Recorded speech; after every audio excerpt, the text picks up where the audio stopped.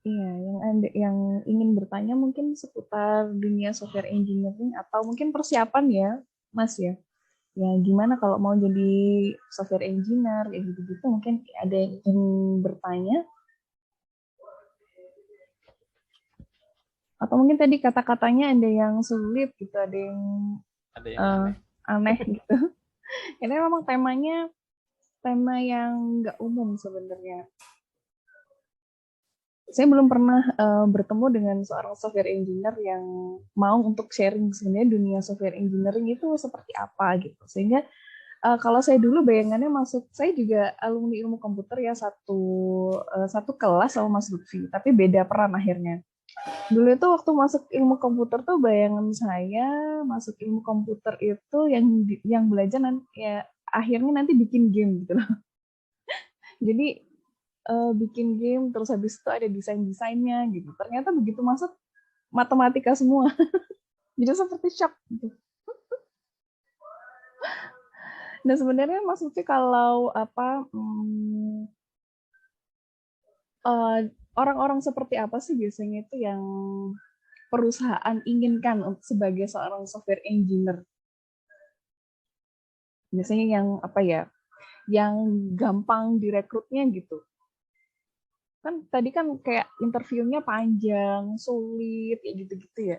Itu biasanya Betul. perusahaan itu ada preferensi seperti apa sih untuk merekrut software engineer? Apa ya? Soalnya saya ngalami itu ada rekrutmen yang agak aneh sih. Jadi ada yang prosesnya cuma sekali langsung keterima, ada yang sampai panjang. Itu biasanya tergantung di startupnya juga sih. Mereka tahu value kita nggak. Jadi contohnya yang di Fitloop ini saya hampir nggak apa ya, nggak sampai proses interview yang panjang, langsung aja masuk gitu. Dan di sebelumnya malah sampai 5 kali, dan tesnya itu lumayan susah sih karena nggak siap aja. Hmm, jadi tes itu memang bisa dipersiapkan jauh-jauh hari ya. Bisa bisa, tapi kadang tesnya itu nggak itu apa ya, kadang bisa misleading juga. Dia lolos tesnya ternyata etos kerjanya buruk, itu ada juga seperti itu.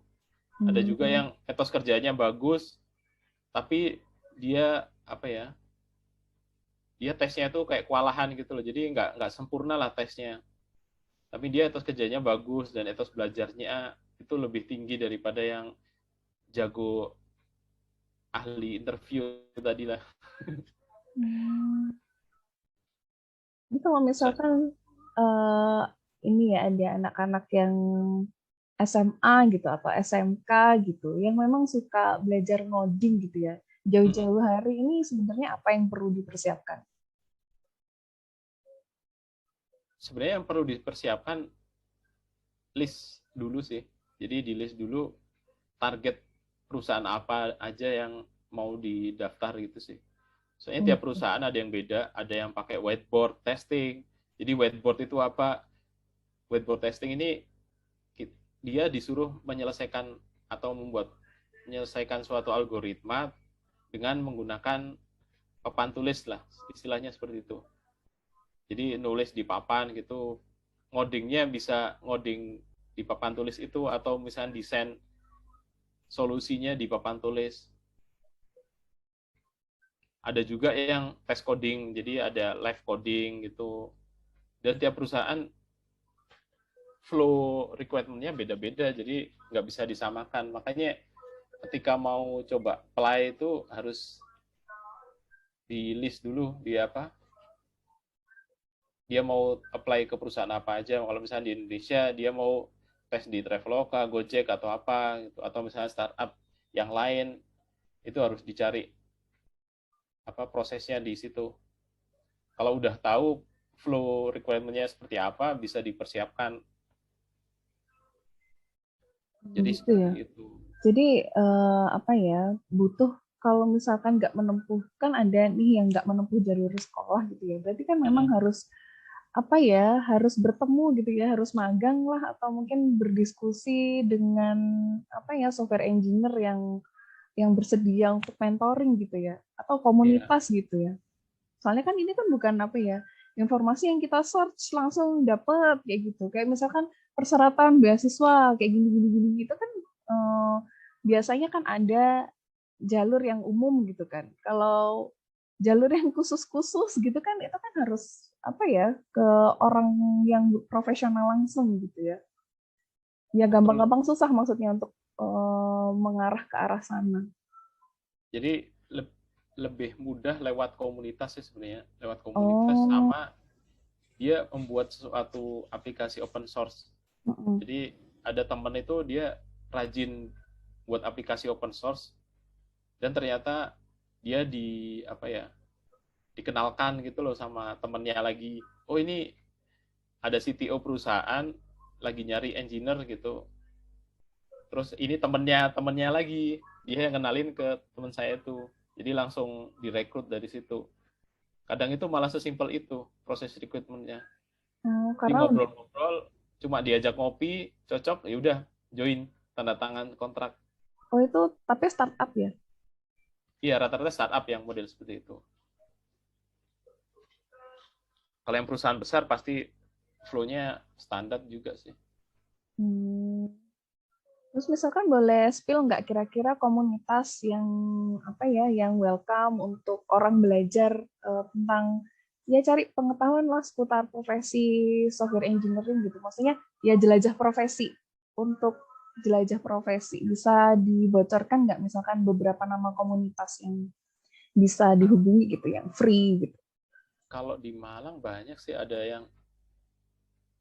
stasiun, terus ada developer circle itu se-Indonesia ada semua sih rata-rata. Facebook Hmm. developer circle, Mm, mm, mm. terus GDG itu kadang juga rame juga, Google developer group itu. Tapi yang kecil-kecil juga banyak juga sebenarnya, tergantung regional sih itu. Saya tahunya cuma di regional Malang, nggak pernah yang loncat-loncat yang lain. Kalau yang di region lain rata-rata Facebook developer circle aja, Hmm. sisanya nggak, kurang paham sih. Baik, baik, baik. Terima kasih banyak. Mungkin ada ini closing statement Mas Lutfi, kesimpulan atau Apa ya? Jadi kalau pesan terakhir sih, pesan terakhir kok kayak gimana ya? Kayak surat wasiat aja. Jadi sebenarnya di software jadi software engineer ini lebih banyak itu sih apa? Lebih banyak bersabar sama lebih banyak tekunnya sih, dan pantang menyerah daripada mikirnya sebenarnya. hmm, Mikir kadang kan buntu, terus malah dibuat jalan-jalan nemu solusi. Jadi emang nggak bisa langsung sekali duduk, kadang-kadang seperti itu.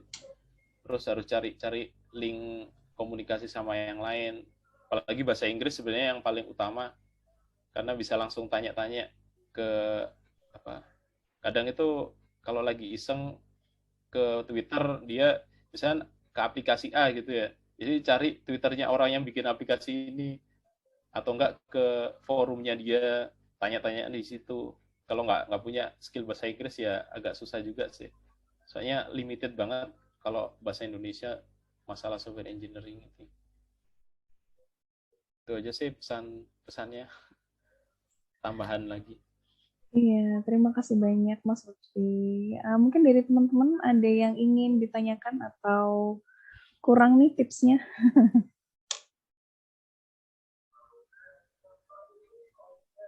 Assalamualaikum. Waalaikumsalam. Salam.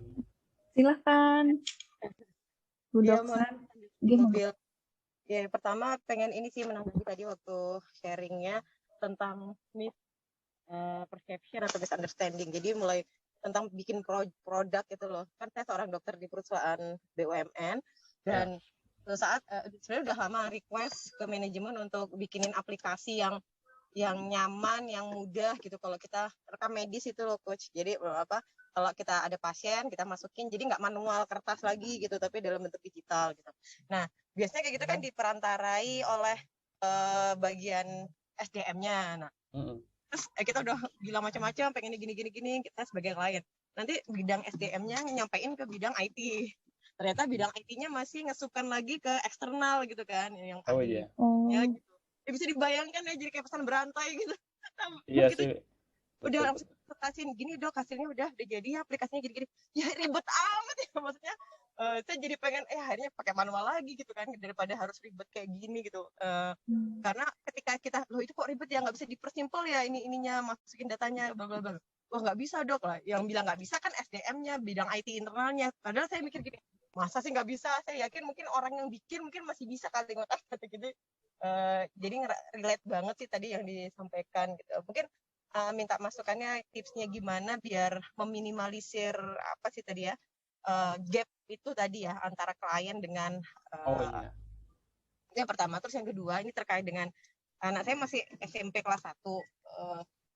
Tadi saya bilang dia suka coding gitu, itu udah kelihatan dari dia kelas 5 gitu, udah suka robot-robotan gitu. Tapi coding itu kan banyak ya Pak ya, jadi entah robot, entah bikin games atau namanya apps gitulah. Nah pertanyaan saya berpikir pekerjaan di masa depan itu kan banyak banget ya, bahkan sampai yang spesifik banget.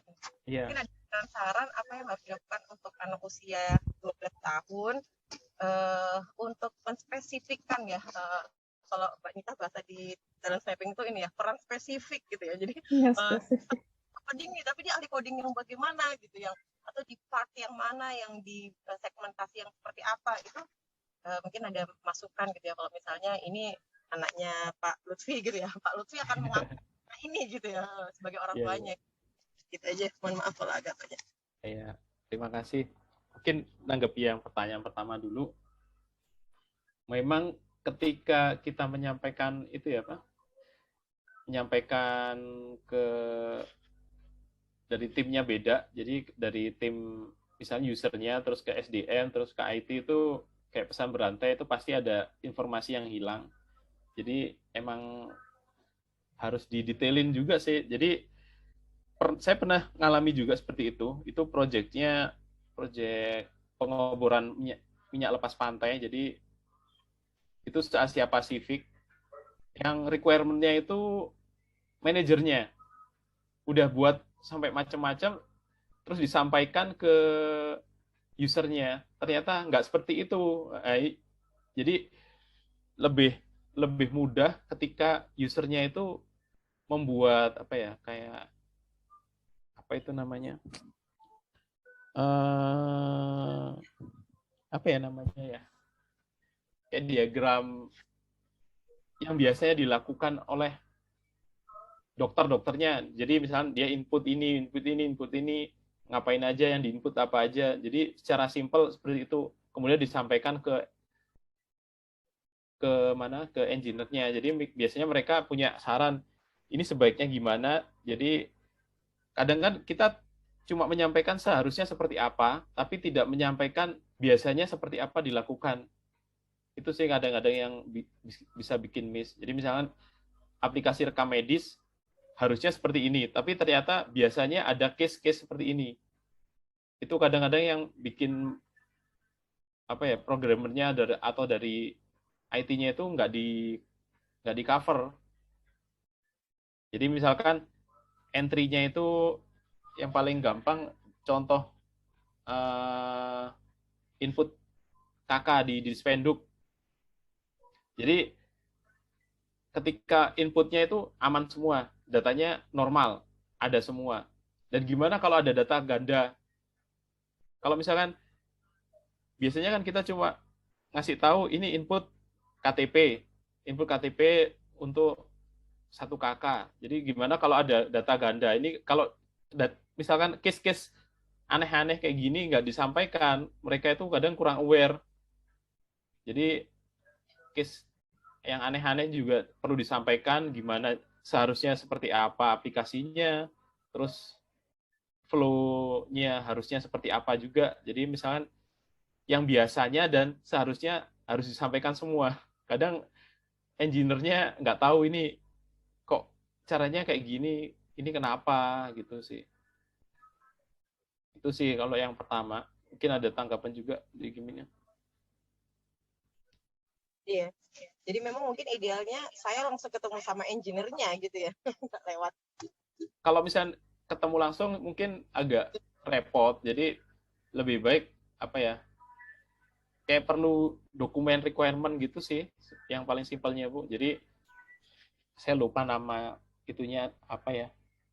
Jadi diagram flow-nya. Jadi kalau misalkan atau flowchart-nya ketika rekam medis ini nemu case apa aja, kalau misalnya disampaikan dari sisi usernya, kemudian disampaikan ke engineer-nya mungkin lebih sedikit yang miss daripada oh ini kita bikin rekam medis yang diinput ini, nanti hasilnya ini. Udah itu lebih lebih menyakitkan nanti. Dari yang kasihan di tengah-tengahnya yang menjembatani ini kadang yang jadi disalahin gitu kadang-kadang. Iya Pak Lutfi. Terus yang kalau yang dari apa tadi? Yang kedua tadi sukanya game gitu ya. Jadi sebenarnya dari game pun tadi kan udah salah satu bidangnya. Jadi lebih baik sih emang paham apa ya sampai dalam satu bidang itu sampai bosen. Kalau bosen baru coba yang lain gitu sih sebenarnya. Dan di software engineering ini nggak apa ya nggak seperti agama sih. Jadi kalau misalkan saya awalnya desktop, jadi ngerjain aplikasinya aplikasi di desktop. Kemudian setahun pindah ngerjain web. Habis itu ngerjain yang lain lagi. Terus fokusnya itu ke GIS. Setelah GIS balik lagi ke web lagi. Kemudian ke infrastruktur engineering. Kemudian ke DevOps. Jadi tergantung itu sih yang lagi diinginkan sama pingin kemana itu sih. Tapi yang tetap konsep dasar itu harus tetap dijaga sih kalau misalnya untuk anak-anak itu. Jadi lebih belajar algoritma, design thinking gitu sih. Jadi dia mau kemanapun tetap bawa skill itu. Jadi nggak terlalu merepotkan dia ketika switching bidang di engineering. Ini Kalau nyari gurunya Pak, maksudnya dia udah punya kemampuan Scratch, punya kemampuan apa gitu, terus ini kira-kira kebutuhannya dia akan dipertemukan dengan guru seperti apa, itu ada masukan Pak Lutfi? Itu lebih ke itu sih apa, kalau yang seperti itu kembali ke anaknya, dia minatnya kemana. Itu lebih mudah sih mengarahkan. Cari misalnya dia minatnya ke game programming gitu, ya cari guru yang dia menguasai di situ aja. Nggak usah dia game programming carian guru yang web programming kan jadinya ini aku suruh bikin web nggak suka. Itu sih diarahin ke minatnya aja, Ibu, sebenarnya lebih mudah daripada menebak-nebak lagi. kalau untuk anak yang baru belajar ngoding itu mungkin lebih enak yang konkret-konkret seperti memang game ya, game kemudian web ya, Mas Lutfi ya. Iya, lebih mudah yang visual. Jadi ada hasilnya. Soalnya kalau yang nggak ada hasilnya itu anak-anak lebih cepat apa ya, cepat bosen lah. Ini aku ngapain sih ngetik panjang-panjang cuma ngeluarin tulisan aja gitu. Itu yang sekarang kan udah banyak kan visual programming, ada Scratch atau ada yang saya Unity itu juga bisa sih, yang game engine itu mudah, tinggal drag and drop juga. Banyak sebenarnya. Jadi yang lebih kalau mau belajar emang fokusnya ke itu sih apa yang visual biar menarik apa ya interestnya anak dulu. Kalau misalnya dia dengan visual aja udah nggak tertarik ya gimana mau dilanjutin. Kadang startnya kan langsung bikin Hello World di hitam-hitam terminal itu jadi langsung aduh ngapain sih aku bikin gini, langsung frustasi nanti. Iya, ada mungkin bisa apa ya membocorkan lagi ya komunitas atau mungkin tempat yang bisa dihubungi untuk misalkan anak usia 12 tahun nih, Mas Lutfi, yang sependek pengetahuannya, sepengetahuannya Mas Lutfi gitu. Itu paling mudah itu aja Pak, cari di code.org aja itu kayaknya banyak link ke situ. Ada ya, jadi maksudnya itu tempat-tempat yang kayak mau ya kursus singkat Pak, atau mungkin mau mendalami gitu. Oh ini yakut.org gitu, di situ ada ya? Itu kalau nggak salah ada per kelas juga sih, ada umur 12 tahun atau apa gitu. Oh, Dan sudah bahasa ada Indonesia ya juga ada buat sih. kelas-kelasnya. Oh, Oh ya, ini pertanyaan dari Bu Ida Ayu, ini saya kurang paham apa maksudnya. Idana Yubek saya bacakan ya. Izin bertanya, kalau dari sisi talent mapping untuk menjadi software engineer, apakah bisa jika bakat analitikalnya putih atau hitam? Oh, bakat analytical Iya, maksudnya. bakat analytical. Kalau Mas Lutfi tadi bakat analyticalnya kan merah atau kuning ya? Apa ya tadi ya? Bentar. Mas Lutfi tadi Saya lupa apa tadi. analytical kuning, Mas. Sebenarnya nggak semuanya itu sih apa? Oh ya, kuning ya, Kuning. Kuning itu agak kuat ya, pendukung. pendukung. Sebenarnya pekerjaan yang analisis berhubungan dengan data gitu tuh, ya anggaplah kalau misalkan kalau analitikalnya lemah ini, maksudnya kalau berhubungan dengan data, suruh analisis data tuh nggak spontan gitu, kayak agak sulit kalau untuk menganalisis rutin kayak gitu-gitu. Menganalisis data, membandingkan data seperti itu agak lemah gitu. Bisa nggak Oh, jadi rata-rata itu sih apa menyimpulkan data? di bidang engineering ini apa ya? Logic sama reasoning aja sih rata-rata, nggak sampai. Kalau analytical gitu biasanya yang analitik itu kita serahin ke itu, keserahin ke aplikasi atau kita bikin code-nya yang suruh nganalisis. Jadi orangnya ini rata-rata nggak nganalisis. Jadi kita buat softwarenya buat menganalisis datanya. Jadi kayak gitu. Kalau misalkan dan banyak juga yang nggak apa ya, nggak butuh analytical gitu sih. Saya agak kurang paham itu sih, analytical ini kayak gimana sih. Bu Idanayu mungkin bisa apa itu on mic kalau nggak bisa on cam.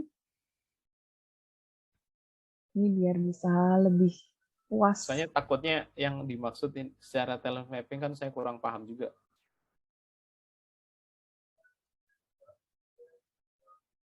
Oh, lagi di jalan.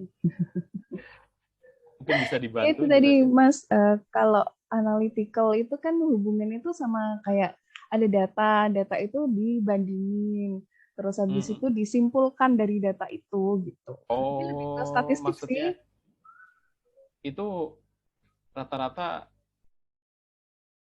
kalau yang seperti itu bidangnya itu data science sih, kalau yang perlu analytical seperti itu. Nah, tadi banyak ya apa itu Banyak. spesifikasinya software engineer Mm-mm. tadi ya. Nggak harus semua butuh analytical yang kuat ya. Enggak, biasanya kalau yang seperti ini analytical ini ada misalnya yang ngurusi sendiri sih, biasanya ada. Kadang kalau yang dulu di perusahaan sebelumnya itu ada PhD-nya lah. Dia nggak terlalu bisa ngoding, jadi dia paham banget sih apa datanya ini harus diapain, pakai rumus kayak gimana itu dari mereka. Kita cuma implement aja biasanya gitu. Oh gitu. Jadi bisa kayak memeras intisari informasi itu dari data intinya tuh kalau Ya, analytical. jadi biasanya kalau ini gimana sih apa pakai cara apa buat dapatin informasi ini, misalkan Mm-mm. kalau di statistikanya ini apa persentil 99 atau P1, P50 atau P99 atau mungkin pakai yang rumus statistika yang lain, itu kita biasanya tanya aja sih biasanya sama yang lebih paham itu ya. Jadi bisa dilihat apa bakat yang lain mungkin ya cocoknya di mana gitu ya Mas. Betul. Kadang dulu pernah itu sama tim engineer Singapura sih, dia PhD di bidang teknik sipil kalau nggak salah. Suruh analisis itu saya cuma email-emailan aja, ini perlu ngolah data seperti ini tuh maunya diolah dengan cara apa gitu. Mereka ngirimin rumusnya, terus tinggal saya implement aja dari datanya. Hmm, ya, sudah ada Kadang seperti rumusnya. itu. Nggak Hmm, semuanya dikerjakan sendiri sih ini. iya, betul. Mungkin ada Mungkin cukup pertanyaan yang yang bisa saya itu. ya jelaskan tentang yang itu pertanyaannya. Mungkin ini sedikit saya singgung nanti Bu Ida Nayu di sesi 2 ya, karena ada hubungannya juga. Jadi ingin saya kaitkan sebenarnya peran-peran atau aktivitas-aktivitas di bidang software engineer ini hubungannya nanti sama ini, tipe kekuatan. Izin saya yang menjawab ya, Bu Ida Nayu. Depending sebentar. Ya emang ini tujuannya adalah ke arah sana gitu. Sudah tertebak sama Bu Ida Nayu. Mungkin ada teman-teman yang lain. Jika masih cukup ya pertanyaannya sampai di sini, kita break dulu. Mungkin ada yang mau ke toilet atau ada yang mau ambil cemilan, ambil kopi. Silahkan, saya matikan kameranya sebentar. Kita berjumpa jam 10:10. Oke, saya matikan kamera saya dulu ya.